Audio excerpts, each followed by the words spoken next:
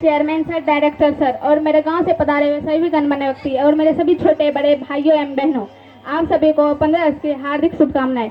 मैं शारदा परवीन क्लास 10 से आज राष्ट्र निर्माण और देश के उपलक्ष्य के शुभ अवसर पर अपने कुछ विचार आप सभी के सामने साझा करना चाहूंगी। आज़ादी का असली मतलब वही समझ सकता है जिसने कभी गुलामी की हो।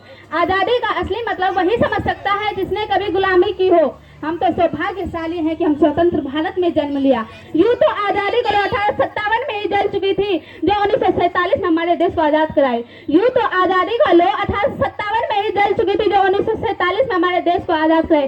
प्राचीन मध्यकालीन और वर्तमान भारत के उदाहरणों से भारत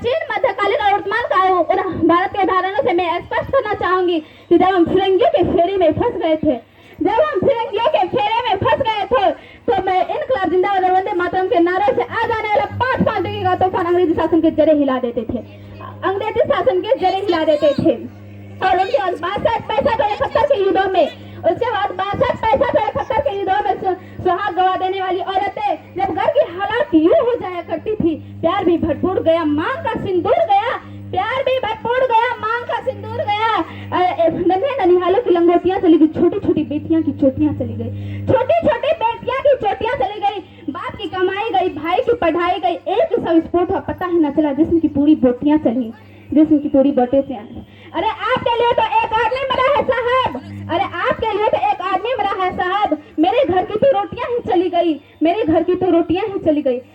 इस तरह पूरे परिवार अपने देशभक्ति साबित कर रहा था। तब देश बलिदान मांगता था, तब देश लड़ जाने को कहता था, तब देश मर जाने को, मिट जाने को, फांसी चढ़ जाने को कहता था। किंतु आज आदेश लड़ जाने को नहीं कहता है, आदेश मर जाने को, मिट जाने को, फांसी चढ़ जाने को नहीं कहता है, बल्कि मेरे विचार में यदि कोई व्यक्ति अपना काम पूरी मेहनत, लगन और प्रिय ईमानदारी से तो ये सबसे बड़ा देशभक्त है। मैं नहीं मानती फेसबुक, व्हाट्सएप और इंस्टाग्राम के टीपी को 3 रंग से रंगना देशभक्ति है। मैं नहीं मानती फेसबुक, व्हाट्सएप और इंस्टाग्राम के टीपी को 3 रंग से रंगना देशभक्ति है। और कोई कहेंगे कि उसमें 2 बार तिरंगा हाथ में लेना देशभक्ति है, तो मैं पूछना चाहूंगी हर इस व्यक्ति से कि फुटपाथ पे रहने वाला बच्चा ट्रैफिक के छांव में नंगे पांव में तिरंगा बेच रहा है, तो क्या आप उसे इसकी देशभक्ति कहेंगे? नहीं, ये उसकी देशभक्ति नहीं है, उसके पेट की भूख की शक्ति है।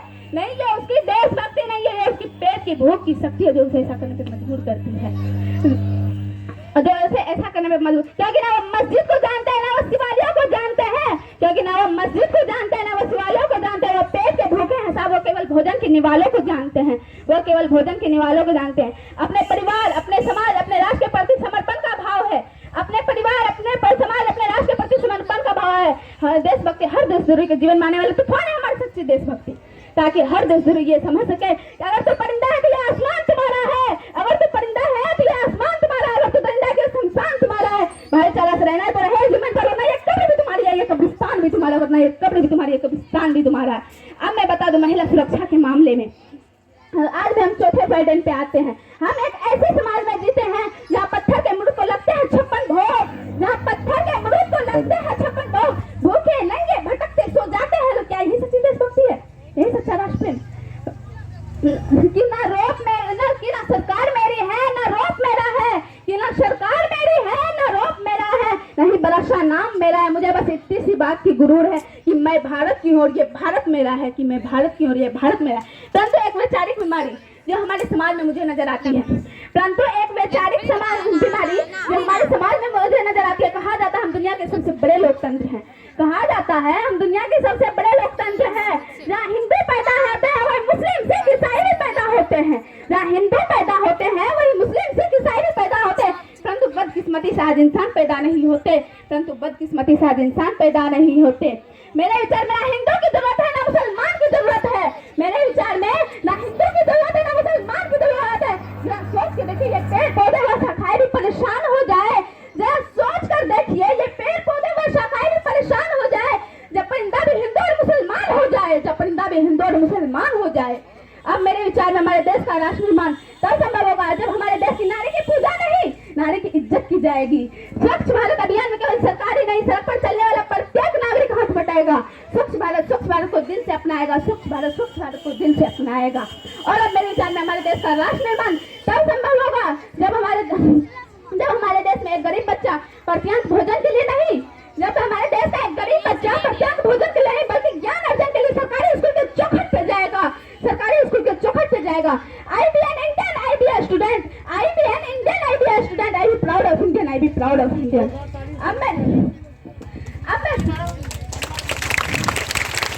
सल्यूट करना चाहूंगी सरहद पर दिन रात हमारी रक्षा करने के लिए खड़े हर उस जवान को, हमारे देश के पुलिस प्रशासन और किसान को। अब मैं सल्यूट करना चाहूंगी सरहद पर दिन रात खड़े हमारी रक्षा करने के लिए हर उस जवान को, हमारे देश के पुलिस प्रशासन और किसान को, और हर उस व्यक्ति को जो अपना काम पूरी मेहनत, पूरी लगन और पूरी ईमानदारी से करते हैं, जिसके बिना राष्ट्र निर्माण का कल्पना करना भी असंभव सा लगता है, जिसके बिना राष्ट्र निर्माण की कल्पना करना भी असंभव सा लगता है।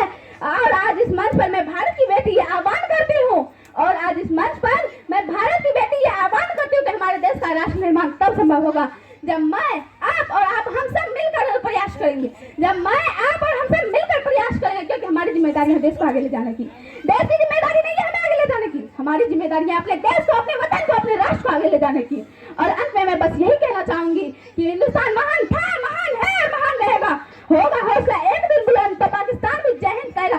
अरे पाकिस्तान तो क्या, सारा जहां हिंदुस्तान कहेगा, क्योंकि सारे जहां से अच्छा हमारा हिंदुस्तान। हम बुलबुले हैं इसकी ये गुलसिस्तान, हमारा है बुलबुले इसकी ये गुलसिस्तान।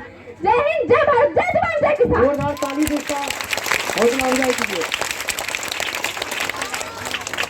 हेलो हेलो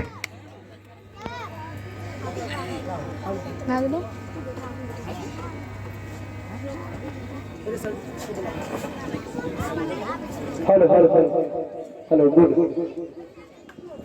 तो बहुत अच्छा, बहुत शान शौकत के साथ जो एक स्पीच होना चाहिए था, जो जबरदस्त स्पीच है, वो इसको मात्र 2 या 3 दिन में तैयारी करवाया गया।